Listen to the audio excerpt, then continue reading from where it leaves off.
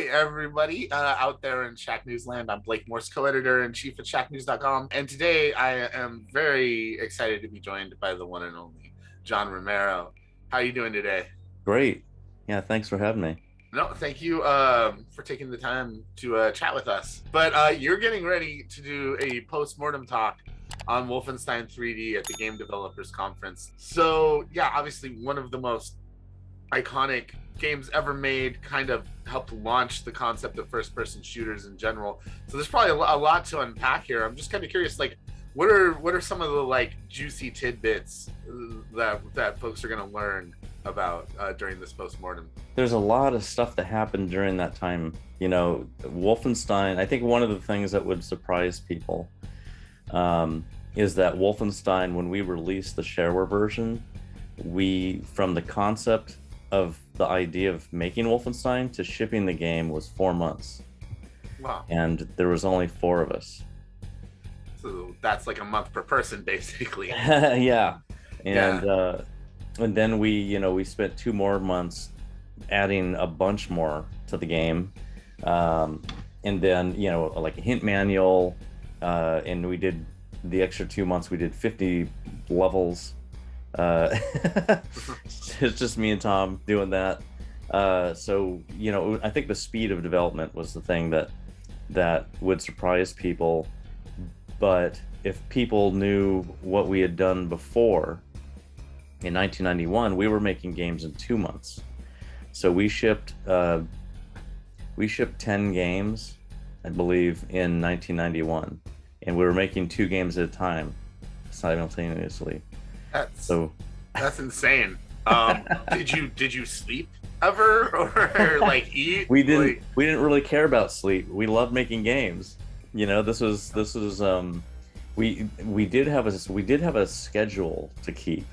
Like in 1991, we had to make games in 2 months. It couldn't be longer than that because it was like a subscription. If it takes too long to make the newspaper, that you're supposed to get daily, no customers are going to stand for a newspaper that takes 2 days to get. You know what I mean? yeah, So totally. it's like it was a subscription, and they needed to have it every 2 months that they paid for. So that for us was like that's the hard limit for what we can create. So we just scoped ourselves to what could be made in that time period, and by making 10 games, we got really good at scoping. But when we started making Wolfenstein, we decided that we did not want to have a time limit on Wolfenstein. It was the first game that we didn't have a time limit on as a team. Even our first game, Commander Keen, for Apogee in 1990, we did have a time limit. It was Christmas, and we were starting it in late September. So we had always had a time limit, but with Wolfenstein, we didn't. So that was great because when it's done, is kind of like when that happened. Yeah. Well, yeah, no, in a lot of ways that the shareware model that you guys are using, like in a lot of ways, feels like it was a precursor to the games as a service model that's being used today. In a lot of ways, it's almost come full circle. Yeah, yep, or free to play. You know, Uh-huh. you give it away for free, and then people decide that they're gonna buy the rest of it or the DLC, or you know, there's so many different monetization methods nowadays. There weren't back then because there wasn't an internet.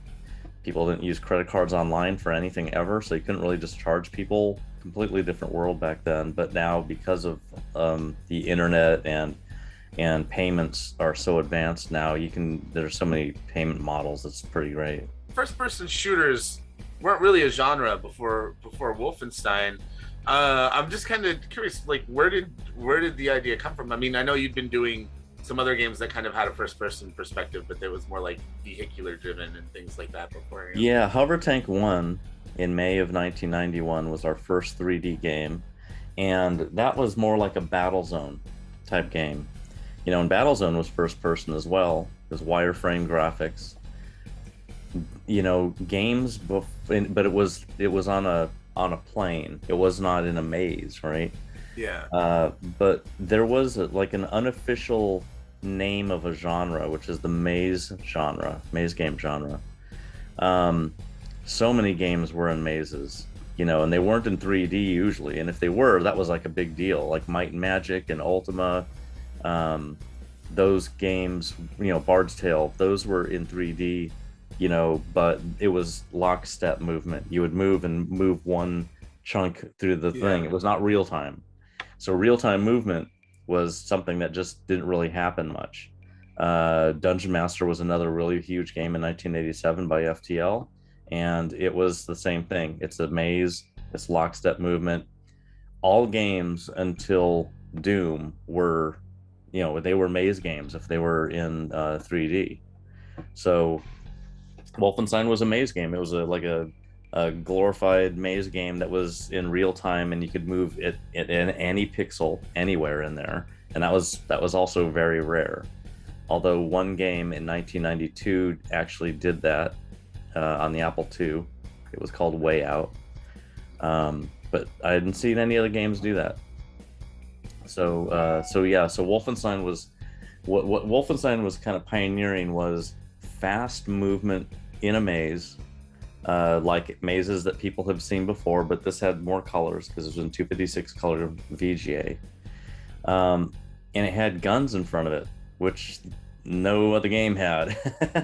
So it was like, we were presenting a person's perspective instead of a vehicle's perspective, and putting a gun in your hands, and that's what was the beginning of the FPS. So what made you decide to go with the Wolfenstein franchise? We had just gotten done making another trilogy of Commander Keen games, and we started on another trilogy, a third trilogy of Keens, and we had made a demo of it, and basically just decided after about a week of working on the demo, we just don't want to make more Keens now. Like, we had just finished Catacomb 3D, which was the very first texture mapped 3D game, and we had finished that in November of '91, so it was just a couple months before we started Wolfenstein. And I basically said, I want to make some more 3D games. Like, I think that 3D is going to be huge, especially texture mapped, and I think that's where we should be going. And then Adrian was just like, yeah, and John's like, okay, yeah, that sounds like more fun programming. Tom was not so excited because he loved Commander Keen, that was his baby, but he couldn't, he wasn't going to force the team to do something that they didn't want to do. So he's like, okay. And he started coming up with some ideas, because he was the guy who typically came up with all the ideas for all the games that we made. Because there's just 4 of us, and we needed to make sure everybody's work was divided really well. So Tom came up with some ideas, but they just weren't exciting. And for me, I'm just like, we're gonna make something that's really unique, and we need a unique premise, that like everybody hasn't seen on a PC. So we had played Castle Wolfenstein to death back in 10 years earlier. We were huge fans of that game. We were all Apple II programmers. Me, John, and Tom were Apple II programmers, and we played the hell out of Castle Wolfenstein. And I just said, why don't we make a 3D version of Wolfenstein? And they're just like, oh my god, yes. It was so obvious, and so that was it. There was nothing. There was like, we don't need to think hard about anything else. We all agree Wolfenstein was like the best game, one of the best games we've ever played, and we need to make the new version of that.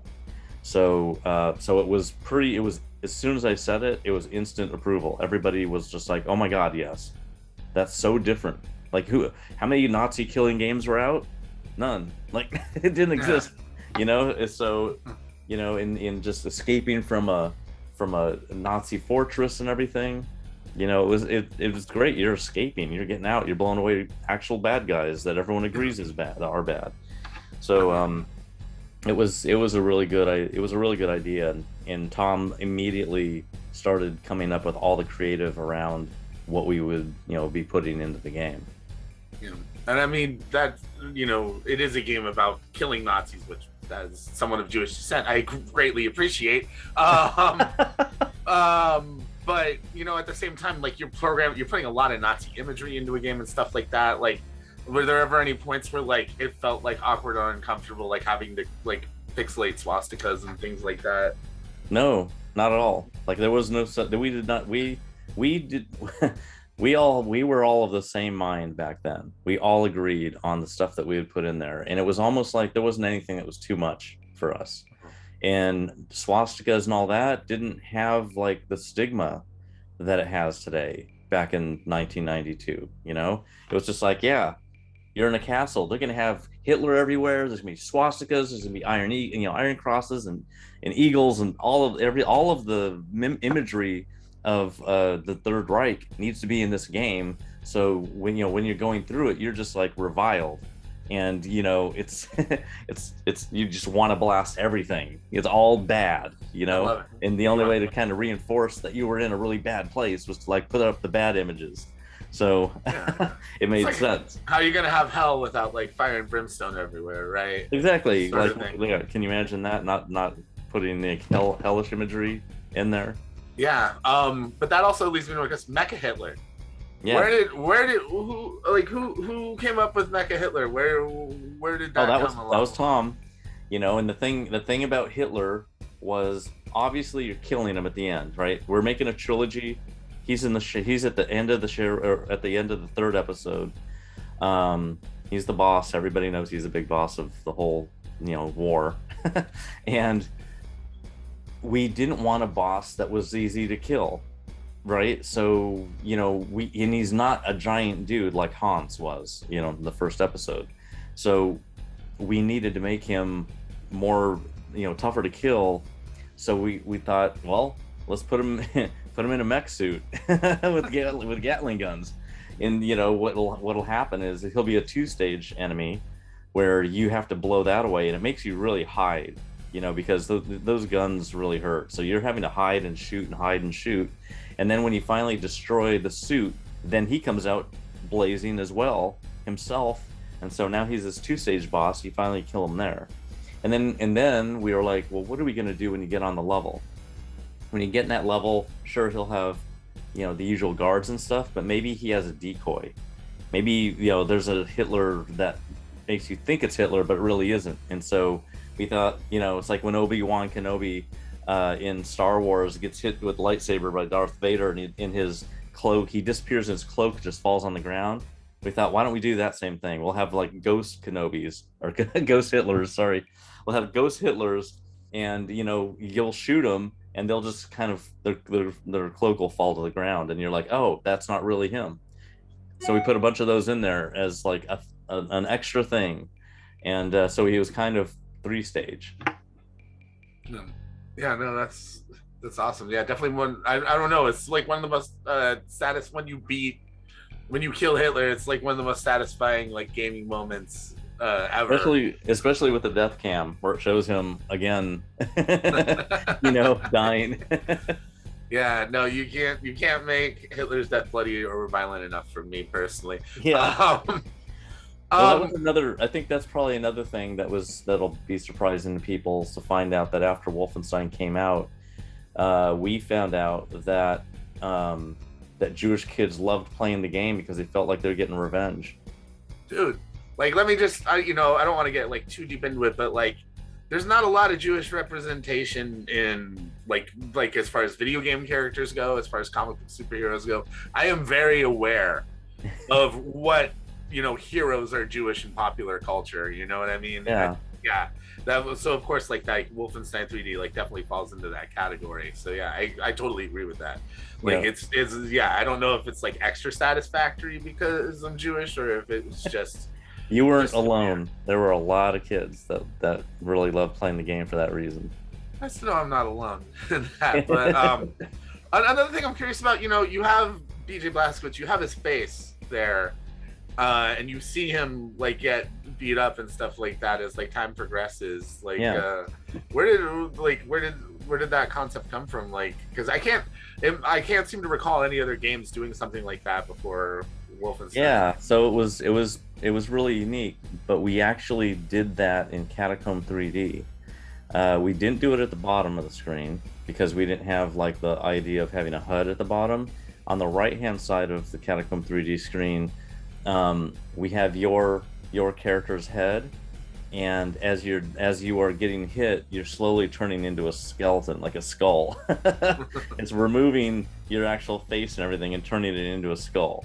So that was the original. That's what the thing that we did in Catacomb.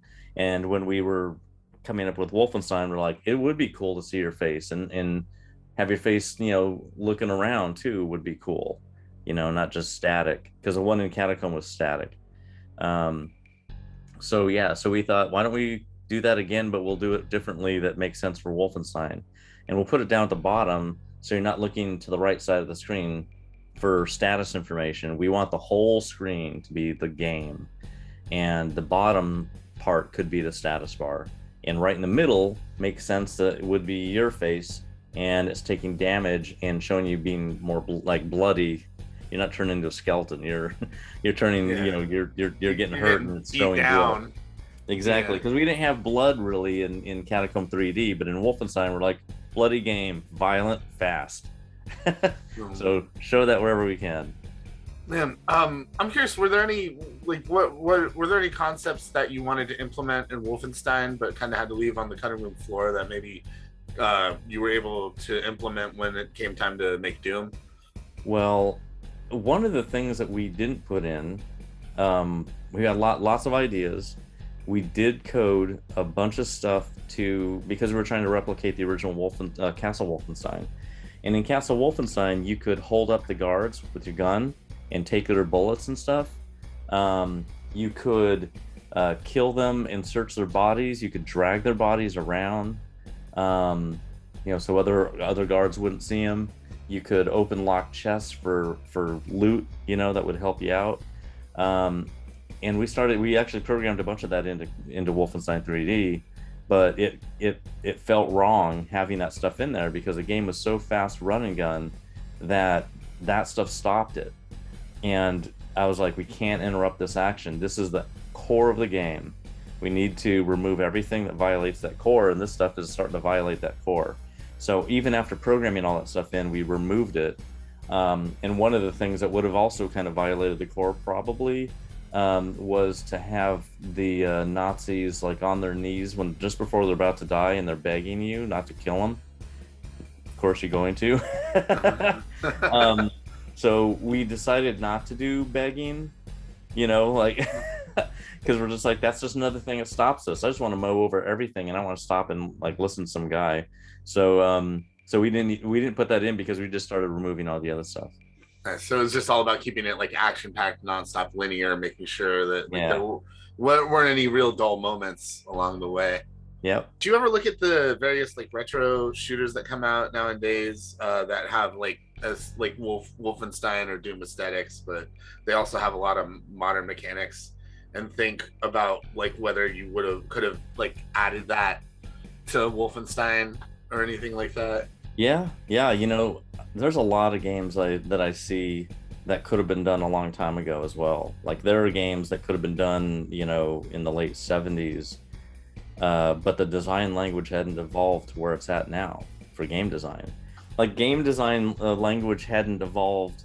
It was evolving from basically nothing. I mean, when you're talking back then, you're talking about games that could only be played analog, like cards and war games and D&D kind of stuff that so it was brand new. Like what could you do on a screen, and how could you make that fast with custom hardware, and just like all kinds of stuff. In game, there's a lot of stuff that could have been done back then if we had put it in, if we knew, right? But we also we were doing things so differently than what came before us. Those other things that we could have done were not ever a thing. Like they were, design language is constantly evolving, and those concepts that could have been implemented because the tech was there and everything were never in the vocabulary. We were evolving the vocabulary as we're creating our stuff. So we had never, we needed to make our stuff before the actual future design language could be based on the stuff that came. So sure, there's a lot of really cool ideas that could have been made, that could have been implemented for many years, you know, in the 80s and all that, but like the ideas just weren't there, and you know, the audience might not have been there either.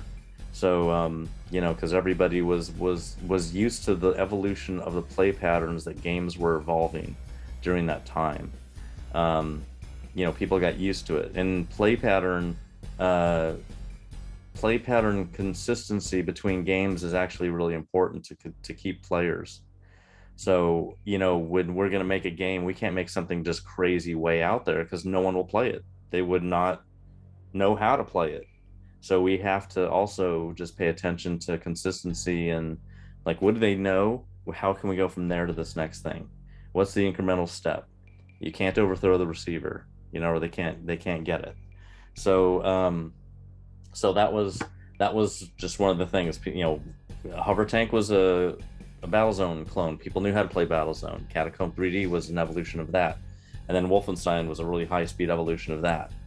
And that's based on, you know, the entire 10 plus years of maze games and people understanding how to navigate maze games and what you can do in a maze game. So, you know, we kept it really simple because we needed to capture a large audience, and we needed to focus on what was really different about what we were making, which was high speed VGA shooting, and the idea of where you're doing it, which makes it really unique. So in a lot of ways, it sounds like Wolfenstein 3D at the time was just the next evolutionary step for you as a programmer. Yeah, it was the next evolutionary step for games. You know, it's kind of like when Diablo came out. Diablo was an amazing real-time RPG, you know, action RPG. And before that, there weren't any. You know, when you were playing an RPG, you were like taking turns fighting enemies. And Diablo changed all of that. And you know, like that idea to just make it real time changes everything you're doing with balance and everything, but it also changed the whole industry at the time. Yeah. You know, and so those ideas, and the thing is, the switch from turn-based to real-time was all dependent on technology advancement. And with Wolfenstein, we were right on the edge of what was happening in technology evolution. So, you know, I don't even know if the 486 was out at the time, but like if it was, nobody had it. They had 386 33s, which was as fast as like really a 386 could go, and that was an expensive chip. But you know, we decided to use that chip for you know, for the game instead of a 286, which was much slower, because we just had to have a window. Like this is kind of where we're at, but technology, people that are buying the game will be there within months. You know, it won't take them long, and then everyone will be able to run the game the way that we're running it. But yeah, tech was just not, it was barely able to do anything. It was made for spreadsheets and word processing. So it was a lot of technique. And you can read all about it in the Wolfenstein game engine book that Fabian Sangard has written. Awesome. So a few more questions before we wrap things up. You recently, this is more Doom related, but you put out a new level for Doom to help raise money for Ukraine. Yep. And is this a level like that you made specifically for charity, or did you decide to release it because it felt like the right thing to do? Yeah, I felt like I had it already and felt like releasing it because here's another way to help, you know. And you know, gamers are great people. What, you know, like a lot of people just feel powerless. They can't do anything about it. You know, this is all political, really. So, you know, what can people do, especially when they're on the other side of the world? And donations is one way to do that. And you know, giving people something else to play in support of that. It's real cheap donation. You know, the level itself really is free. It's just I've tied it to a donation. If people decide to copy the level around, go ahead. But you know, it's like please consider giving a donation just in case you do get this level. Yeah, don't copy it. Give to the charity. Come Yeah, on. yeah, yeah. If you don't buy, if you copy the level, and you go, oh, I copied it from somebody, and it's asking for a donation, just directly give the donation. You don't have to like come and get it. Give it to me. You just go, give it directly. There you go. Every little bit helps. So definitely help if you can. Where can people grab that level? You can get it off our site, romero.com. There you go. And then, on top of making some of the most iconic games in history, you may have the most iconic hair in the video game industry. All these years, it's just lavish and gorgeous. I was wondering if you had any hair care tips that you could share with our audience.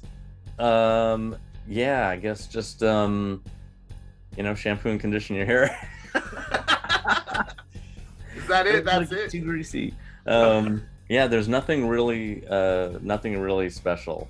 It's just take care of your hair, just like you take care of your teeth. Oh no! Well, I'd be bald then by now, but yeah. No, but no, no, like 1,000 brush strokes a day or anything like that. No, actually, I try and get done drying my hair as fast as I can. It's probably about 10 minutes, something like that.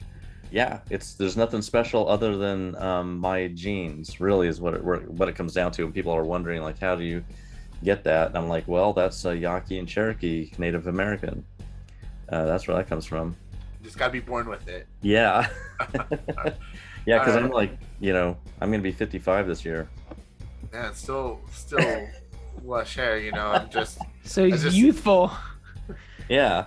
So young. Yeah, especially in the game industry. Like, you're talking about like never sleeping and programming forever. Like, most people just like lose everything, stress in the video game industry, but you managed to hang on to it, and yeah, more power to you, man. Thanks.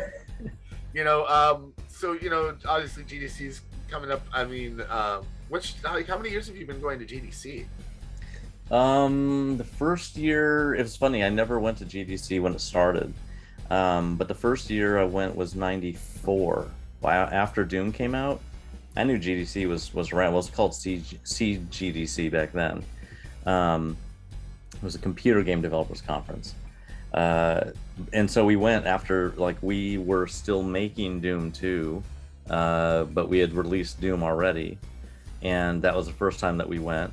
Like, the highlight of that first time was meeting Daniel Barry.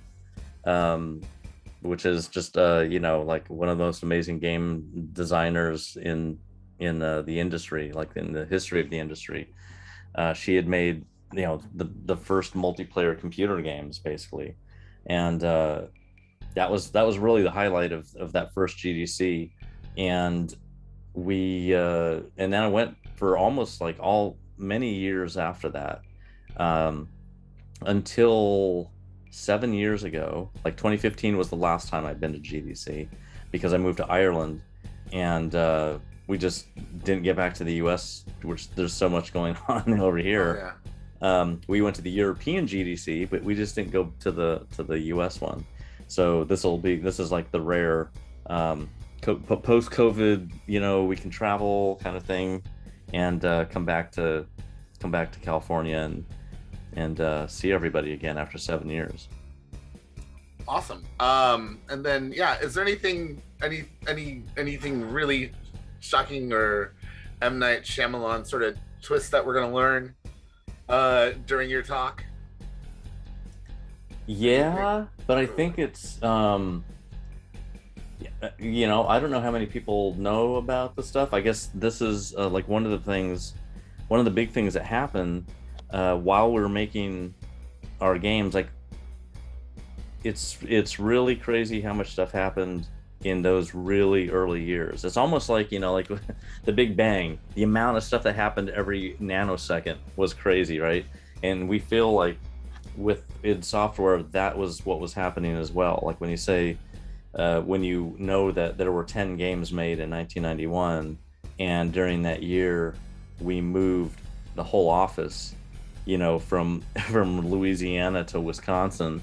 There was, there was so much happening every single month, and the kind of the same thing with Wolfenstein. There was so much happening even while making Wolfenstein in just the short span of time. We had a buyout offer from Sierra for $2.5 million while we were making Wolfenstein, and that was crazy, Oh yeah, no, 2.5 mil was like in 1992. Yeah, yeah. It was great. It was really great. There were so many things happening back then, and that was just one of those crazy stories that happened. I demanded an amount down to sell the company, and Ken Williams didn't want to pay it. So I was like, all right, well, no deals, but thanks for talking. He wouldn't put that money down to buy us, but when we finished making Wolfenstein, we got that same amount of money as just a down payment for a Super Nintendo version of Wolfenstein. Yeah. And that we didn't have to sell the company to do that. That was just like, Wolfenstein comes out and people want it on all the different platforms and stuff, and just one company was, here's this amount. It was 100,000 back then. That was the amount, and it was like 100K just to have the option to publish it. Yeah, just good thing we didn't sell. Sounds like you kind of were like following your gut there, maybe your heart. Yeah, when you made that decision. Yep. And yeah, because it wouldn't have been a cash. It wouldn't have been $2.5 million in cash. It would have been in stock, and then, we wouldn't be able to get it immediately, so it would take years. And I just like, well, if we're gonna do this, we need some cash right now, because it's gonna take years before we get that, the actual value. And since he wasn't gonna do it, well, I'm not gonna budge on that. Goodbye. Wow, that's crazy. Well, I think it worked out for you. I think you made the right call there. Yeah, it did. We didn't sell the company. Yeah, and here we are all these years later. I mean, did you think people would still be as in love with Wolfenstein 3D after all these years as they are now? I feel that, I've kind of felt like there would be something happening with Wolfenstein because it's such a strong concept that we wanted to do it. Like we revitalized that IP. There was Castle Wolfenstein, and then there was Beyond Castle Wolfenstein in 1984. So when we did ours, and we actually showed it to Silas Warner, the creator of those games, when on a color laptop, we finally got to show him the game, and he just loved it. So we continued his franchise. We owned it at that point, and because we were into licensing, we got, I think it was Gray Matter, to make Return to Castle Wolfenstein, and it's like, let's keep it going, and it is. Now it's going. Machine Games is doing amazing work. They've really redefined it, and people love it. It's a great franchise, and it just keeps the original Silas Warner idea going, since 1981. I'd say it's the oldest game franchise that is, computer game franchise that's still running. There you go. Yeah, I mean, just something timeless about shooting Nazis in the face. Yeah. Making them scream in German. Well, there you go. Well, John, thank you so much for taking the time to talk with us. If people want to keep up with you on the internet, what's the best way to keep track of everything that you're up to? Usually my Twitter and Instagram. Those are, Twitter, I'm just at Romero, and Instagram, I think it's at the Romero. Yeah, cool. Something like that. But if you just Google, you'll find it. Just Google John Romero. I'm sure you're the first thing that pops up. Yeah. Yeah, no worries there. Well, yeah, thanks again. And really quick, we got to do it for Shacknews. Do it for Shacknews.